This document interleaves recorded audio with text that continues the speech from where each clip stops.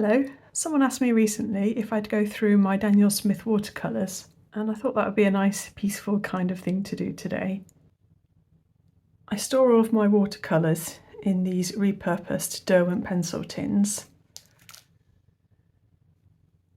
and all of the paint pans have got magnet on the bottom, so they just stick to the pencil tins. And then I can take them out and swap them in and out of different travel palettes, depending on what I fancy in them. So I've just been through my tins and I've got out all of my Daniel Smith watercolours, and I've got 40 here, I think. When I was first getting into watercolours a couple of years ago, I was really lucky and managed to buy a load of half-used tubes on eBay, and they were mainly Daniel Smiths with a few Schminker. And I'm really glad I got that selection because I don't think I'd have tried some of those watercolours out, but some of them I've really come to love. So I'm just going to swatch these out and talk briefly about them. So first off is Buff Titanium.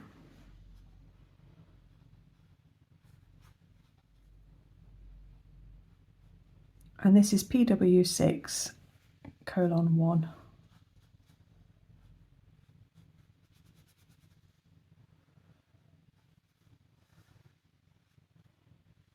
I'll try and do a heavier concentration of pigment on one side of these circles and then water them out a bit on the other side so you can see some of the variation. It's quite an opaque paint, as you'd expect from a white pigment, and it's a pretty useful subtle colour, though more recently I've been using Snellier Warm Grey in my travel palette just because this is a more useful colour for the sand in my local area, because I'm mainly doing landscapes. But Buff Titanium was a pretty good alternative to that as well.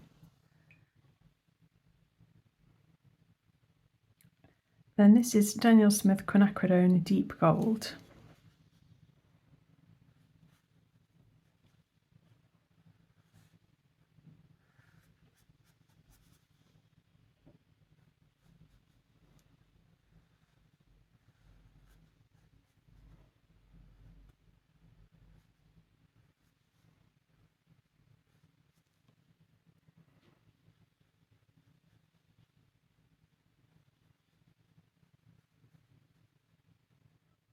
This is a mixture of P048 and PY150, and this was one of the original paints that I got in my eBay lot, and I've since bought a replacement tube of. I like it because it's not quite as bright as Quinacridone Gold, and I find it great for mixing.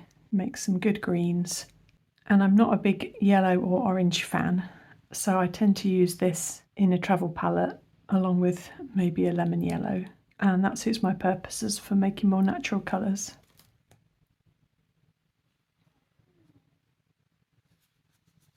This is Quinacridone Sienna.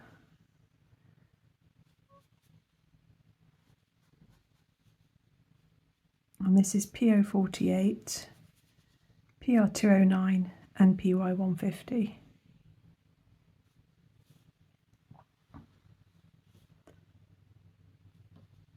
And again, this was one of the paints that I got in my eBay lot,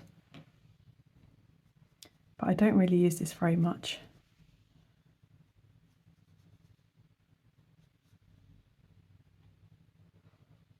I imagine it does some good mixes as well, but I just haven't got around to playing with it an awful lot.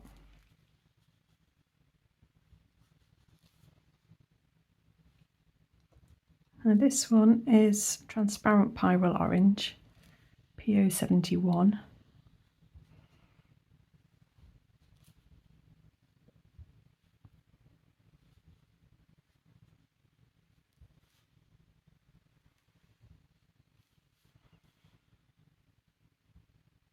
I really do like these pyrroles and quinacridones. They're just so rich and clear and lovely to paint with. Although again, this isn't a colour that I use an awful lot. This is also a really different colour from the core Transparent Pyrrole Orange, the other PO70 one that I've got. That's a much more orange rather than a red orange. And then this is Pyrrole Scarlet, and I think this has pretty much been in every single mixing palette that I've ever put together. Again, I think it's just a really beautiful, clear, nicely flowing,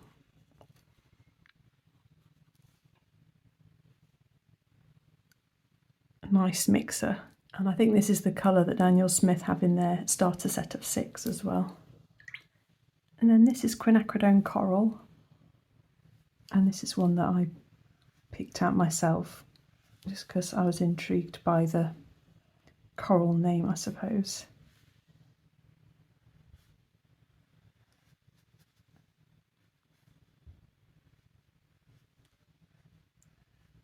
It's got the lovely properties of the other quinacridones.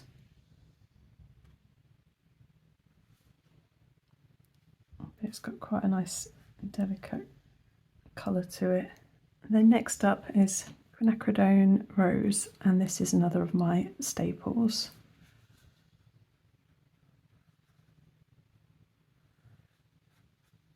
I think the Pyrrole Scarlet and the quinacridone rose are a really great cool and warm red for a mixing palette.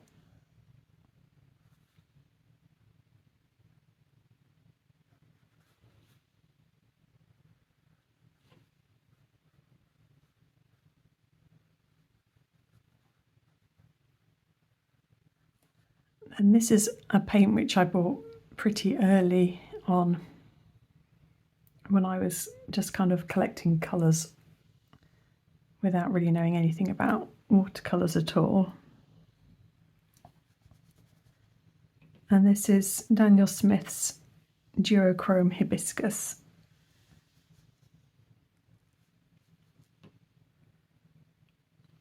So I don't know if you can see in the pan, it's kind of got it's like a pink paint but with a really lilac sheen. And this is probably one of my few watercolour regrets. I mean, it's a lovely colour, but I barely ever use it.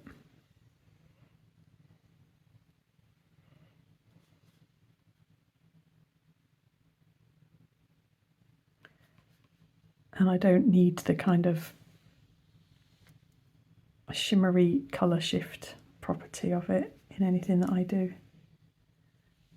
And I think this was another one I bought around the same time for the same kind of reason, just that I thought it was a pretty colour. And this is Red Fuchsite Genuine.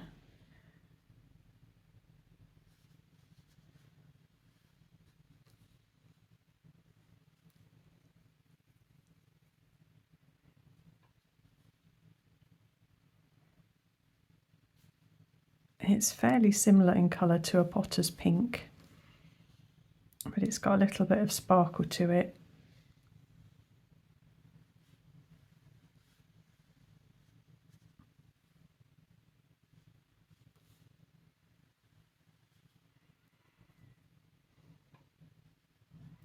It's a little bit harder to re-wet.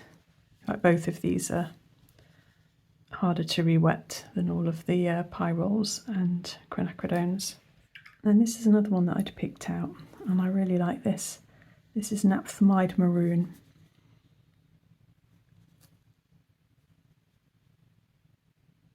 And it re-wets easily and it mixes beautifully with other colours.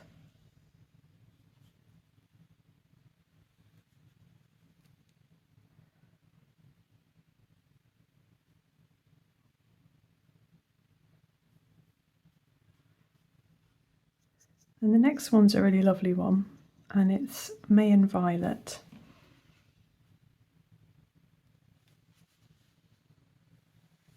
I recently included this in a little palette that I put together of really textured earthy paints, and I added this as the cool red, the cool mixing red in the set, to go along with the A Gallo Natural set.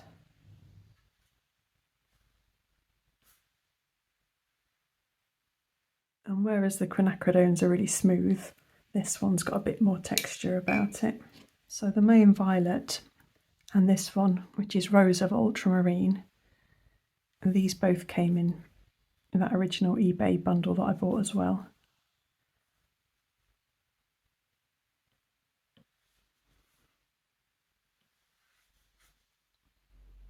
So this Rose of Ultramarine, it's made of two pigments, PB29, the ultramarine blue, and PV19. And it granulates and separates. It's quite a fun one, but I don't actually use it very much. And then this next one is quite a favourite Daniel Smith colour with a lot of people. And I do like the colour, but I don't use it very much because I didn't realise when I bought it that it's not light fast.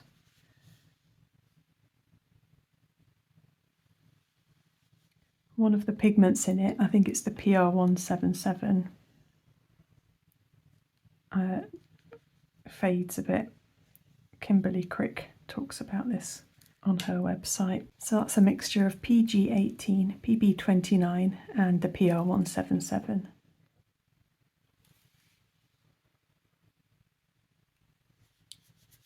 This was another of the tubes which I got in that eBay lot and which I have since bought another tube of. And this is Indanthrone Blue, PB60.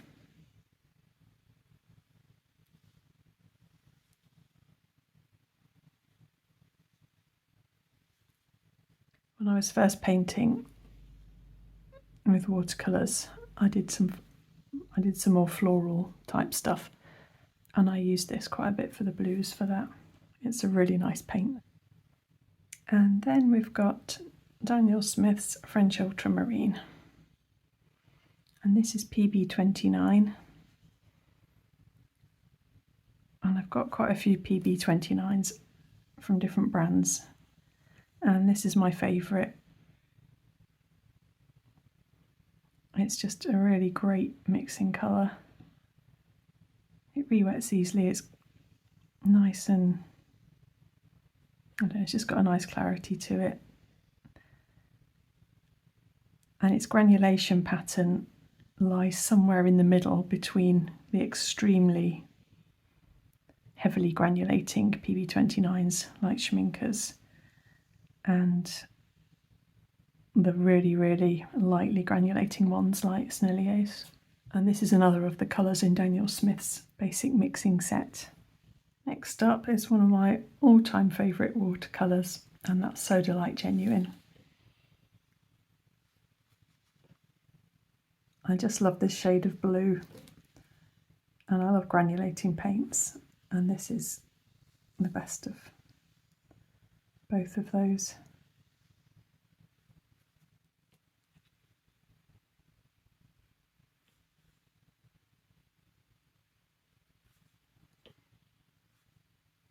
It's one that I picked out myself to try, and I'd bought a little 5ml tube and I've used that up now. And I've bought a replacement watercolour stick just to try those out. Then there's another really interesting dark blue, and this is Lunar Blue.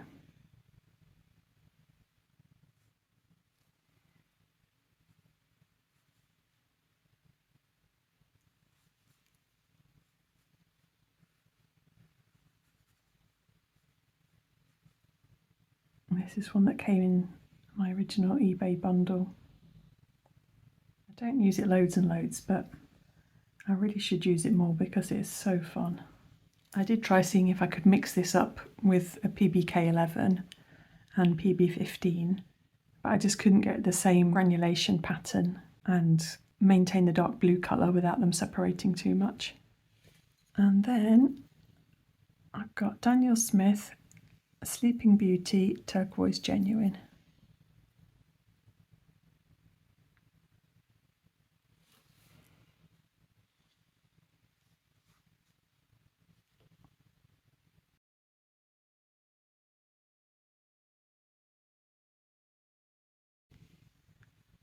And this one re-wets relatively easily out of the like Primatech colours, the genuine stone colours.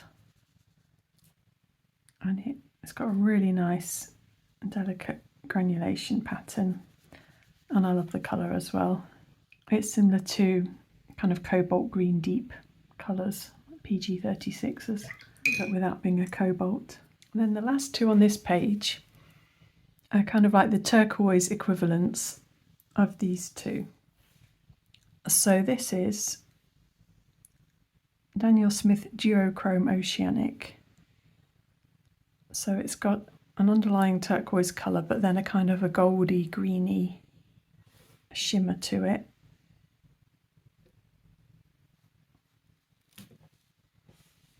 I'm not sure if that's picking up okay.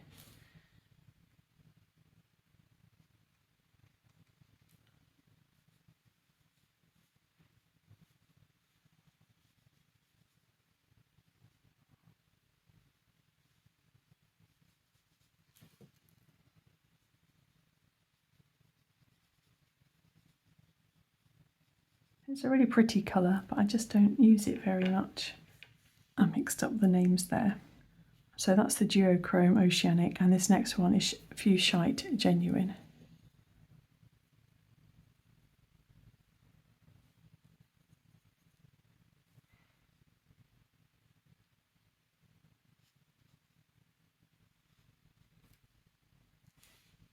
It's got a slight shimmer to it, and it's a little bit harder to re-wet.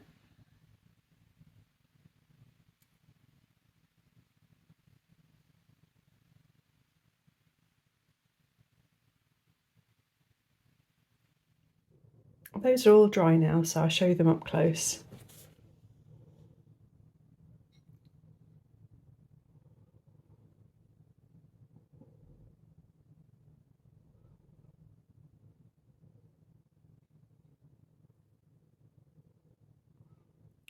I'll see if I can show you the sheen of this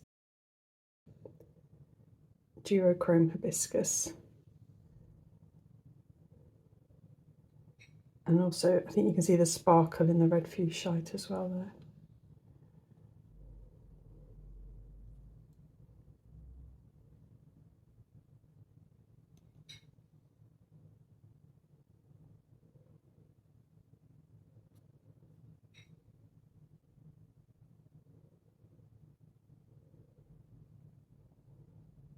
And the same again for these last two.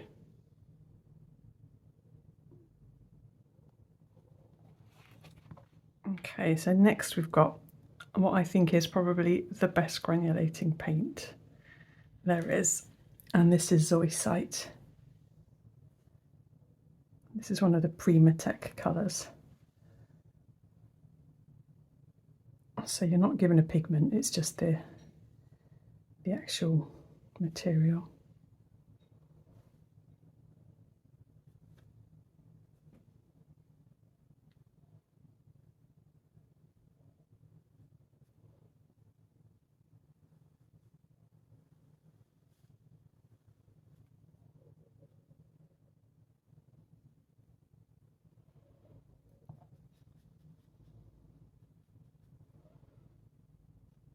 I don't know much about rocks, I'm afraid. My sister's the geologist. But you can see the amazing granulation pattern appearing already. And then next we've got Cascade Green, which is another nice granulating paint.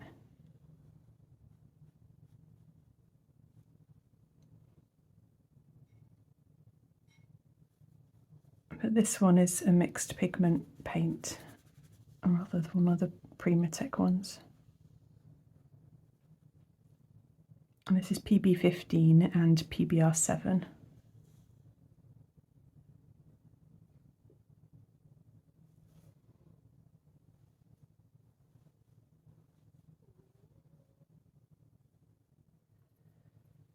And this is Jadeite, another of the Primatech colours. And this came with the original eBay lot.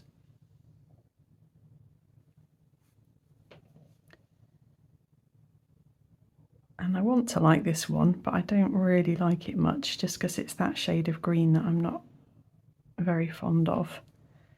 It just feels a little bit too artificial to me, even though it's obviously a Primatech, a natural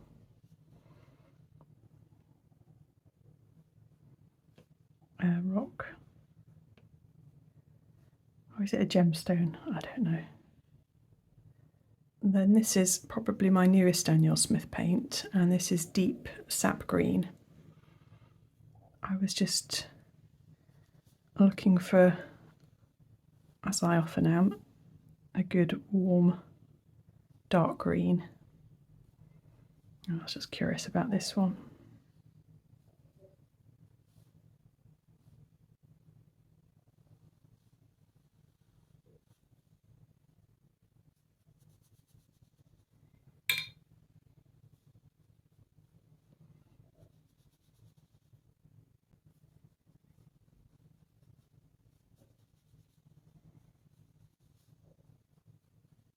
And then I've probably got my most used green of all time. And this is undersea green.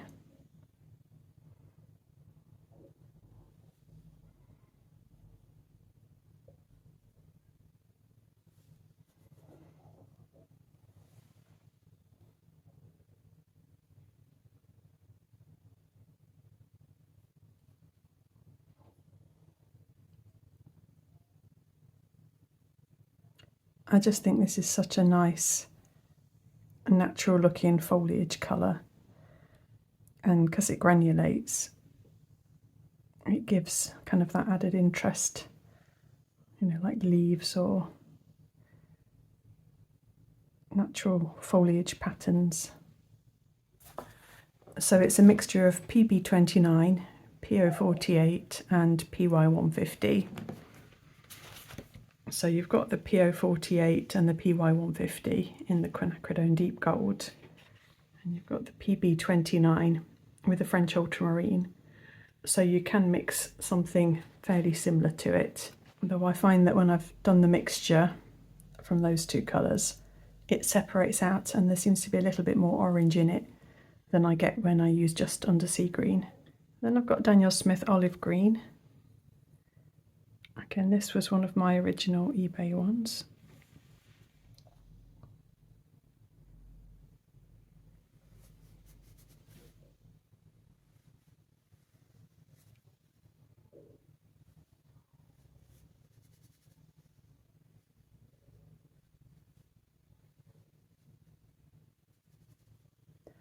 Whenever I use it, I quite like it. It re-wets nicely, and I think it is a useful kind of like highlight foliage colour, but it never seems to make it into my palettes. I think because I know I can mix a yellow with the undersea green and get something vaguely along those lines. And then I've got Daniel Smith Serpentine, and this is another Primatech colour, and this came in my set of watercolour sticks, so I just chopped a bit off and popped it in here.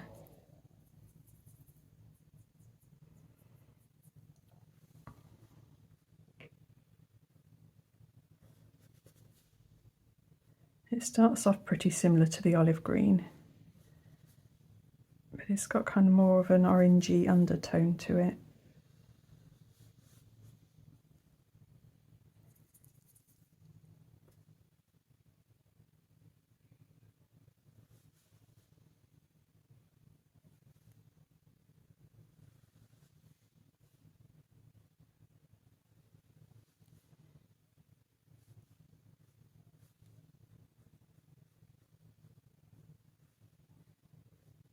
I tend not to reach for it that much because I'm not that keen actually on the browny orange granulation that comes through. And then the last green, and this was again another of the eBay ones, but I've bought another tube of it since, is Daniel Smith Green Apatite Genuine.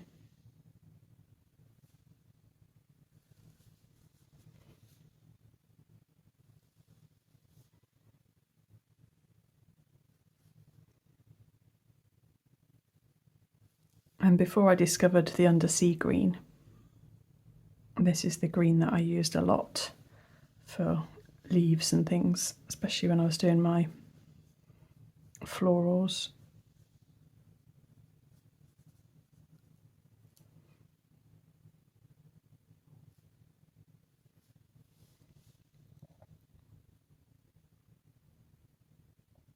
Then on to German greenish raw umber. This is another of the eBay ones, and when I first squeezed it out the tube, I was like, that's got to be faulty. That is a horrible paint. It dries quite hard, and it's not the most saturated, heavily pigmented paint. But I've grown to really appreciate it in landscapes. It's just a lovely kind of a mid-neutral.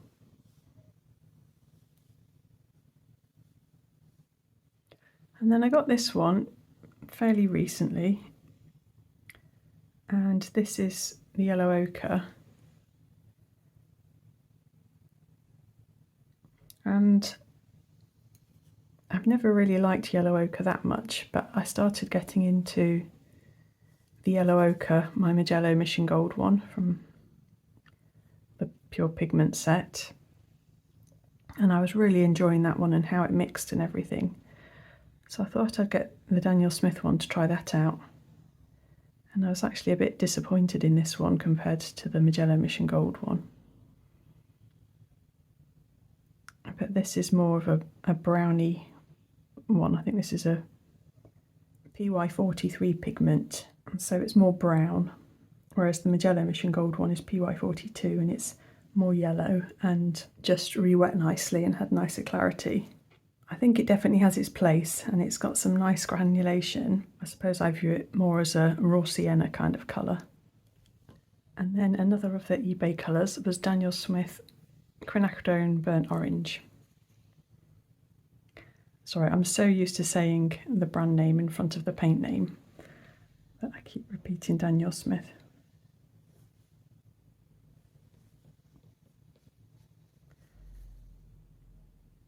These quinacridones are just such a joy to paint with. They just kind of glow.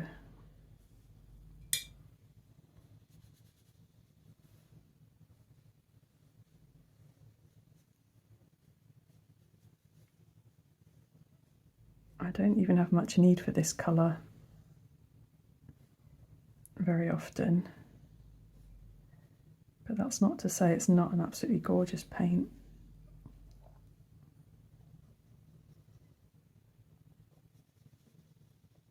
And this is just PO48. I think there was some talk of this pigment running out or becoming unavailable at some point, but these colours are still being produced, so I'm not sure if Daniel Smith found new supplies for it or not. And then this is Pompeii Red, another of the eBay ones, and this is PBR7.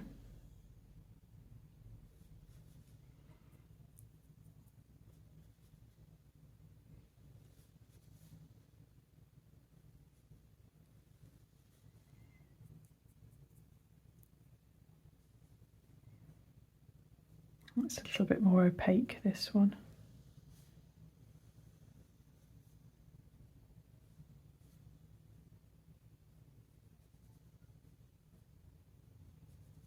It's quite similar to my burnt siennas actually, especially Snellier's burnt sienna and Quar's burnt sienna. And the next is a colour I picked out myself, and this usually makes its way into my mixing palettes, and it's Quinacridone Burnt Scarlet.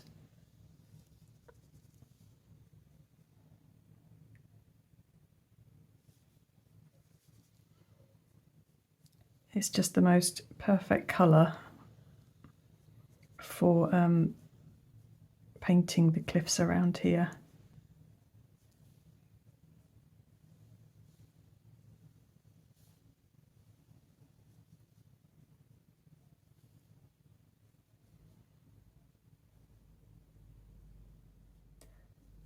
And when I've not included it and tried to mix it up, I never get it quite right.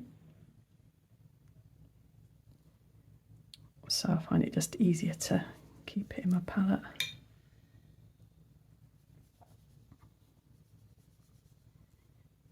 It's a PR206 and it's quite similar to Roman Schmoll's Quinacridone Maroon.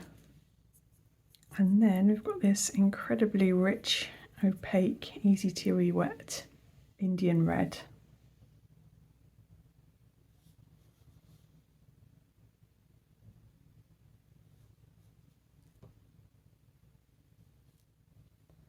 It's quite similar to Caput Mortem in other brands. It's PR101.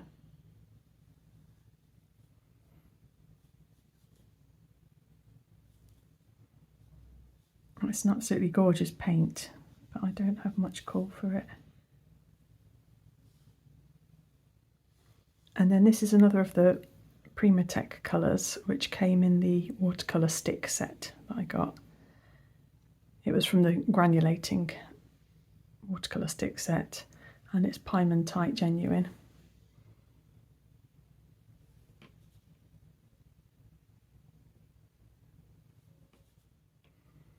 So you can see the sticks re-wet pretty much the same as the half pans do.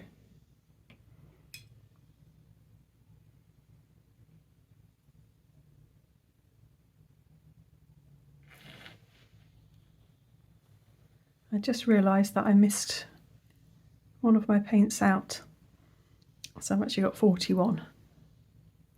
And this is Daniel Smith's Hematite Violet. This was another of the eBay ones, and I'm really glad that it was in there because I'm not sure that I would have discovered it on my own. But I really, really like it. In my series of little granulating square watercolours, I've used this colour quite a bit. It's not a super strong colour, but it's just got the nicest granulation and it's such a kind of natural looking colour.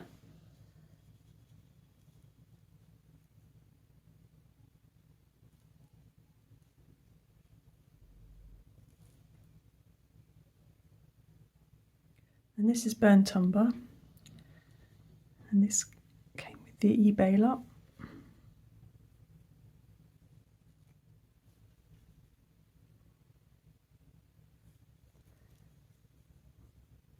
It's a pretty nice standard brown, but I've not used it a lot because I've tended to opt for the colour which comes next. Although this is in my travel palette at the moment because I wanted to just give it more of a go. So this is the brown which I'd picked out for myself and I really do like it. It's environmentally friendly brown iron oxide.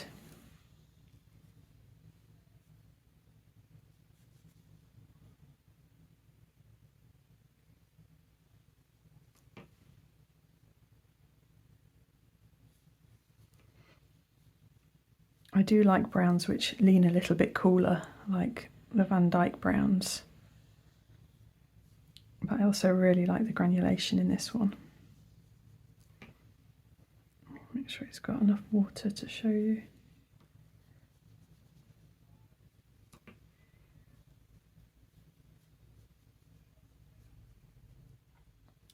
And then I've got Hematite Genuine. So that was the, oh, I've missed off the Hematite Violet Genuine. Yes, that's the Hematite Violet Genuine, and this is the Hematite Genuine.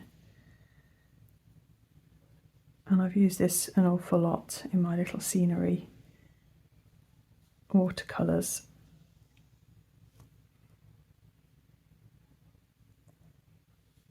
I just think it's an absolutely lovely, kind of like a black or grey substitute that's not too heavy. And the granulation's so pretty on it. I can add the impression of black without overpowering things. And then again, this is a relatively new one. I got this in my watercolour stick granulating set, and it's Daniel Smith's Lunar Black. So this is just a chunk of stick chopped off.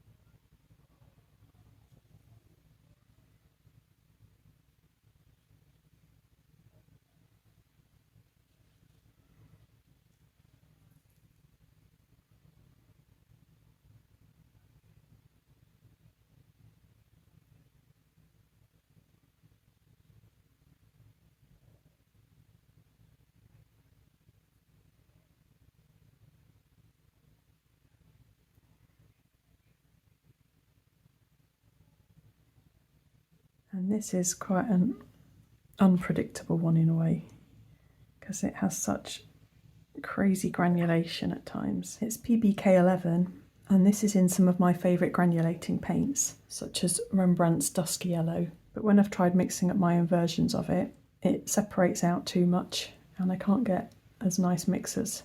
And then my poor little one on its own, and the last one is Payne's Grey. And this Payne's Grey is quite a neutral looking one. Payne's Greys from other brands can lean quite blue, such as A Gallows and Mimary Blues, Payne's Greys. But this Daniel Smith one has a really pretty, delicate granulating pattern.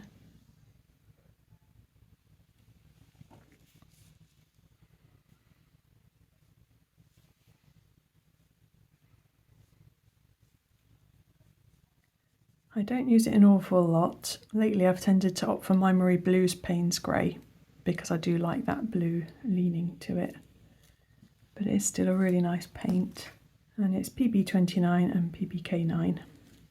So my second page had an awful lot of granulating paints on it, and I'm so glad that that initial eBay purchase contained a lot of granulating paints, because I think that's where my love for them first came from. I'll show you them up close now.